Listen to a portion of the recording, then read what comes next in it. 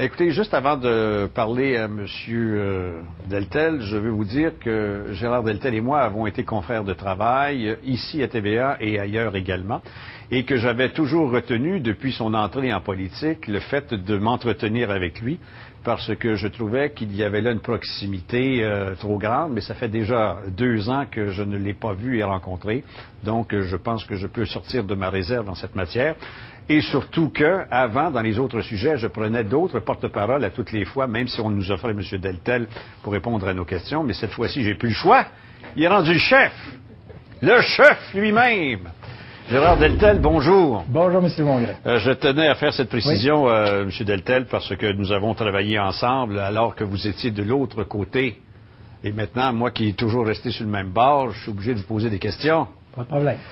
Gérard Deltel, d'abord, je tiens à vous féliciter parce que je vous connais professionnellement et je sais que vous êtes un homme de défi et vous en avez tout un là. Oui, en effet. Alors, bonne chance. Merci. Ceci étant dit, pourquoi aujourd'hui l'ADQ fait ce qu'elle n'a pas fait dès le début, c'est-à-dire demander un moratoire sur ce cours-là ou du moins son abolition? Ben, écoutez, M. Mongrain, il faut quand même rappeler les circonstances. Il y a environ 1 an et demi, 2 ans, lorsque ce projet de loi est arrivé, lorsque ce cours-là est arrivé, l'équipe parlementaire de l'ADQ, à l'époque où le gouvernement était minoritaire, avait justement réclamé le moratoire, avait demandé en Chambre que l'on donne un moratoire d'au moins 1 an pour qu'on puisse entendre les parents, pour qu'on puisse entendre les professeurs, pour qu'on puisse entendre les gens qui sont directement concernés. Donc nous, il y a plus d'1 an et demi, on réclamait un moratoire. Et je dois vous rappeler qu'au point de vue parlementaire, à ce moment-là, le gouvernement était minoritaire. Donc si le Parti québécois, qui aujourd'hui endosse notre proposition de moratoire, ben s'il y a 1 an, 1 an et demi, ils s'étaient joints à l'ADQ à l'époque, eh ben, à ce moment-là, on ne serait pas là aujourd'hui. Et je dois rappeler aux amis du Parti québécois que c'est c'est la réforme Marois qui fait qu'on est avec ça aujourd'hui et qu'il y a 1 an et demi, lorsque l'ADQ en Chambre avait demandé le moratoire, les libéraux voulaient rien savoir, puis les péquistes, malheureusement, avaient endossé le Parti libéral là-dessus.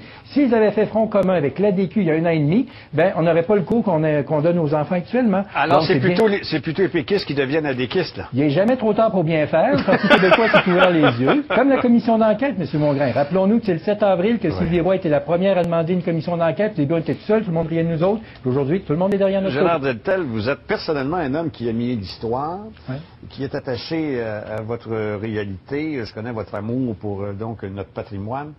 Quand on voit un cours comme celui-là, qu'est-ce que vous n'aimez pas? Est-ce que vous voulez qu'on retienne juste ce que nous sommes ou s'il n'y a pas un avantage marqué pour nous à apprendre ce que d'autres peuvent être et ces autres, j'allais dire, qui sont du nous inclusif du PQ, c'est-à-dire qui sont également québécois, mais de d'autres souches? Moi, je vous dirais, M. Mongrain, que l'un n'empêche pas l'autre. Mais il ne faut pas avoir honte de notre histoire nationale, il ne faut pas avoir honte de l'héritage que nous avons. Il ne faut surtout pas masquer ou biffer ou mettre au même niveau que n'importe quelle autre religion le fait que le Québec, la nation québécoise, est issue essentiellement de la religion catholique. La religion catholique a été bien présente dans notre histoire pendant plus de 200 ans, a joué un rôle essentiel d'abord pour le ciment de l'unité des Canadiens français, qui étaient 60 000 à l'époque en 1760 lors de la conquête, et que moi j'estime personnellement que la religion a été un des éléments ciment, qui a été le ciment de la nation qui nous permet de vivre encore aujourd'hui comme nation. Et quand on se promène dans chacun des villages, qu'est-ce que l'on voit? On voit ces belles grandes églises où nos grands-parents, enfin les grands-parents canadiens français, tout ça, se sont mariés, sont nés, ont été baptisés, tout ça, ça fait partie de notre héritage. Est-ce que c'est nostalgique, ça, ou sociologique? Autrement dit, moi je veux bien, mais les Québécois semblent vouloir et réclamer une société laïque. Donc le milieu scolaire n'a pas du tout à jouer cela. À la limite, peut-être même pas cet enseignement-là. L'histoire suffirait peut-être pour que l'Église récupère, et chacune des églises récupère sa formation religieuse. Moi, je pense qu'il faut absolument mettre en lumière le fait de notre patrimoine historique religieux au Québec. Et ce patrimoine religieux passe par la religion catholique. Il n'y a pas de honte à ça. Il n'y a pas de honte à avoir notre héritage historique religieux. Au même titre aussi qu'on doit rappeler que, à travers tout le Commonwealth, la première fois qu'un Juif a été élu pour un poste électif, ben c'est ici au Québec que ça s'est passé. Donc c'est faux que de prétendre qu'on a été pendant tout le temps imbibé par l'Église catholique, mais essentiellement, l'Église catholique a joué un rôle majeur dans notre histoire et il faut arrêter d'avoir honte de notre histoire puis tenter de la biffer. Alors, donc, dans ce cours-là, il y a énormément de gens qui nous disent, écoutez, j'en ai appris plus sur ma propre religion en apprenant sur celle des autres que ce qu'il y avait dans le cours moral avant. De sorte que, pourquoi demander un moratoire? Qu'est-ce qu'on a peur dans ce cours-là? Qu'est-ce qui ne vous satisfait pas?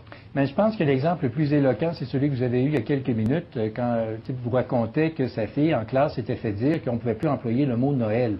Écoutez, ça fait partie du patrimoine et il n'y a pas de honte à ça. Et on peut mettre cet élément-là, oui, le raconter, pour mieux le comprendre. Mais ça n'enlève pas... C'est de l'ignorance, justement. Il y a une différence entre Noël et la nativité, comprends-tu? Tout ce qui est Noël n'est pas nativité.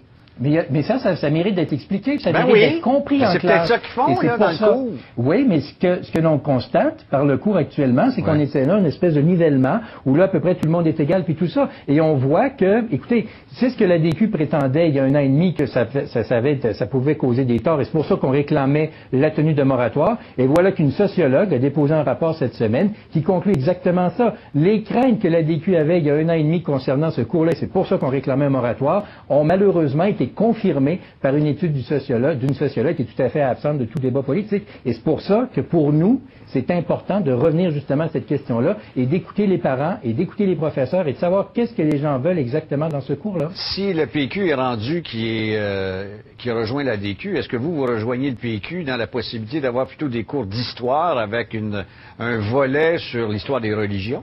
Ça mériterait d'être évalué. Je ne peux pas dire que je suis contre ça à 100%. Ça peut être évalué. Puis c'est pour ça que nous, on dit, puis c'est pour ça qu'on était là-dessus sur cette position-là il y a 1 an et demi. Faisons un moratoire, écoutons ce que les gens ont à nous dire, puis après ça, on va pouvoir se faire une tête. Parce que là, actuellement, c'est un cours qui a été concocté par des gens qui n'ont pas nécessairement animé de mauvaise foi, mais, à mon sens, ne vont pas dans le sens commun qui vise justement à faire comprendre, à faire connaître